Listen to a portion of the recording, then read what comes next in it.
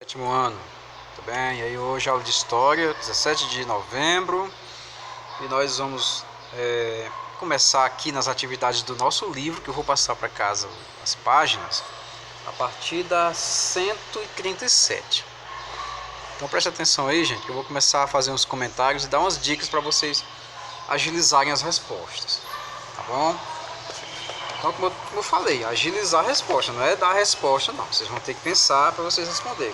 E quando surgir questões pessoais, como no caso da quarta questão, que não deixa linhas para você responder, você não vai riscar o canto do livro assim subindo, não, fica feio.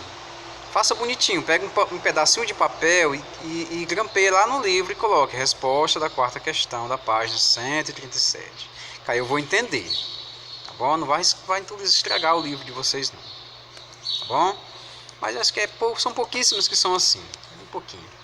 A primeira questão da página 137, ela diz assim, ó, você vai marcar falso ou verdadeiro, e se houver questões falsas, vocês vão corrigir, vocês corrijam, tá bom?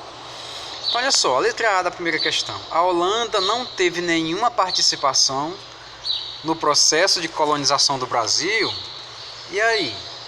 Será que a Holanda não teve nenhuma importância, nenhum momento em que ela esteve aqui?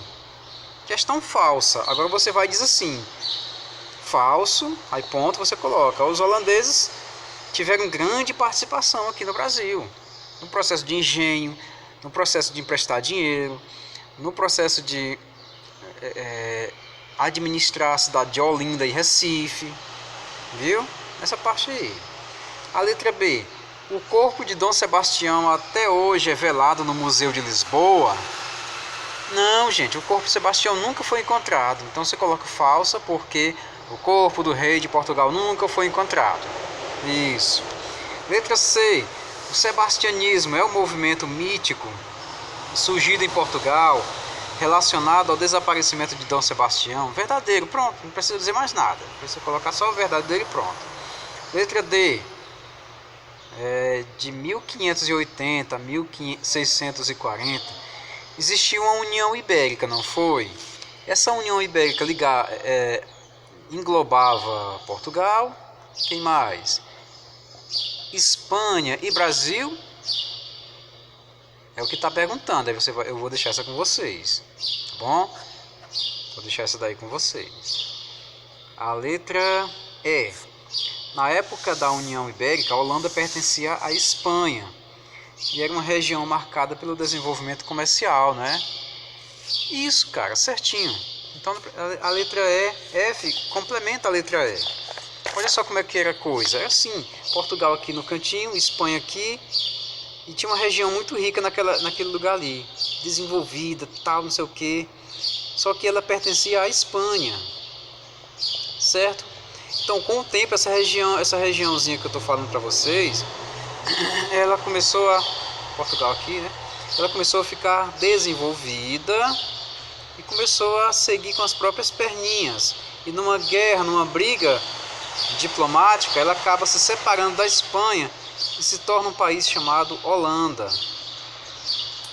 Beleza? A Holanda já foi um pedaço da Espanha. E a Espanha ficou zangada. Covarde, vai embora, né, sua sem vergonha? Pois agora, primeira oportunidade, eu vou botar para ferrar vocês. E a primeira oportunidade apareceu na chamada União Ibérica, e na qual ela proibia os holandeses de chegar perto do Brasil. Foi por isso que os holandeses começaram a invadir. Viu, meu povo?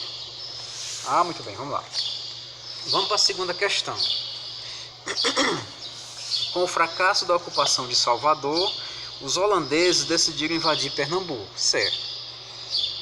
Como foi o processo inicial? Inicialmente, os holandeses chegaram com muitos navios armados, com muitos canhões, tiveram umas desavenças, o povo do Brasil fugiu para o interior para tentar escapar mesmo e com medo da guerra, né? Mas os holandeses começaram a administrar o local.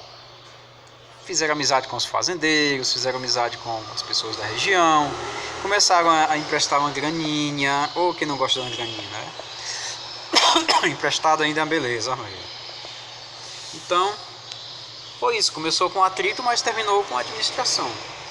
A terceira, criaram-se focos de resistência dos negros em Pernambuco. O maior foi o Arraial do Bom Jesus, cujo o chefe era Matias de Albuquerque. Os brasileiros faziam a guerra de guerrilha, minando as forças inimigas. Quais as consequências negativas da dominação holandesa em Pernambuco? Essa daí é bem decorebazinha, tá bem na página 132 a resposta dela, tá bom? É só engenhos destruídos, o que mais? Fuga de negros para os quilombos, Olinda incendiada, enfim, essa parte aí. A quarta questão, como é pessoal, né?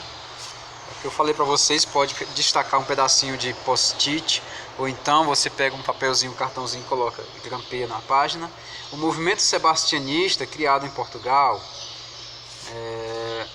influenciou alguns movimentos aqui no Brasil, né? E um deles foi o do líder nordestino Antônio Conselheiro, na revolta de Canudos, que vocês vão estudar com mais detalhe mais adiante. Pesquise com a ajuda de seu professor esse movimento, que movimentos foram esses, né? E diga em que épocas ocorreram. É assim, você pode pesquisar no Google, você pode pegar só uma dica rápida. Aqui comigo, ó, Canudos foi um movimento anti-república, tá bom? Foi um movimento messiânico. O líder lá era Antônio Conselheiro, e ele se dizia enviado de Deus. Escuta direito. Ele se dizia enviado de Deus, digamos assim, um devoto de São Sebastião. É um movimento assim de santo, ele se achava um santo, e o pessoal acabava acreditando que ele era santo. E o Canudos foi uma região que queria se tornar independente, não concordava com a república e queria a volta, sabe de quem? De um rei no Brasil. Ele dizia que o reinado era uma coisa de Deus. Então, dessa maneira, esses movimentos eram assim, eles giravam em torno de uma religião, e essa religião mexia com a cabeça dos mais pobres, né? E Canudos era para ser um povoado, um município, mas aí foi destruído pelo governo. Estava meio chato, assim, o governo estava achando que estava atrapalhando, muitas pessoas indo morar em Canudos, tinha assim um medo do pessoal se revoltar e acabar com a república, enfim. Mais ou menos nesse sentido aí, tá bom? Mas dá uma pesquisada melhor. A quinta questão diz: após ter lido sobre o período da crise no Brasil holandês, responda com atenção as perguntas a seguir. A letra A. Deixa eu mostrar ela aqui para vocês, fica mais fácil. O que ocasionou o conflito entre holandeses e luso-brasileiros? Rapaz, foi o seguinte: enquanto os holandeses estavam emprestando dinheiro para os brasileiros, estava tudo bem. Mas no dia que os holandeses foram cobrar as dívidas, aí o bicho pegou, viu? Porque os fazendeiros não queriam mais pagar, porque os holandeses eram feios, porque os holandeses estavam maltratando eles, não sei o que, e os riquinhos do Brasil que resolveram se revoltar. Resolveram então, digamos, se reunir para expulsar os holandeses do Brasil. Para você ver que interessante, ó, tudo começa com a economia. Por isso que eu sempre coloco um saquinho de dinheiro no meio. A intenção primeira é sempre a intenção econômica. Se a economia de um país vai mal, pode ver que o resto de tudo vai mal também. Então ajeita a economia, depois ajeita as outras coisas. Tem gente que quer ajeitar logo a política. Não funciona. Porque todo mundo precisa comer, vestir, se alimentar, sair. E só vai se tiver uma economia forte. Então, a letra B pergunta: o que foi a Batalha do Monte das Tabocas? Foi um conflito entre holandeses e brasileiros, misturado com portugueses também pelo meio. Tá bom? Por qual motivo? Ora, o motivo de expulsar os holandeses daqui, viu? O motivo de, digamos, começar uma insurreição logo, uma revolta que a gente chama de insurreição pernambucana, que é, digamos assim, um grande evento para expulsar os inimigos, né? Expulsar os inimigos pernambucanos. Como ocorreu o fim da presença holandesa em Pernambuco?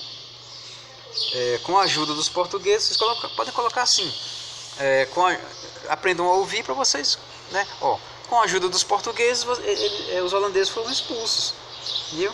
Os brasileiros venceram, mas os brasileiros foram prejudicados, porque os holandeses foram investir sua grana lá nas Antilhas e não investiram mais naquela região não. Aí teve a crise do açúcar no Brasil, foi preciso caçar um outro produto para substituir, viu? E vamos aqui nessa cruzadinha. Sexta questão é uma palavra-chave, uma cruzadinha. Alguma coisa tem no livro, outras não.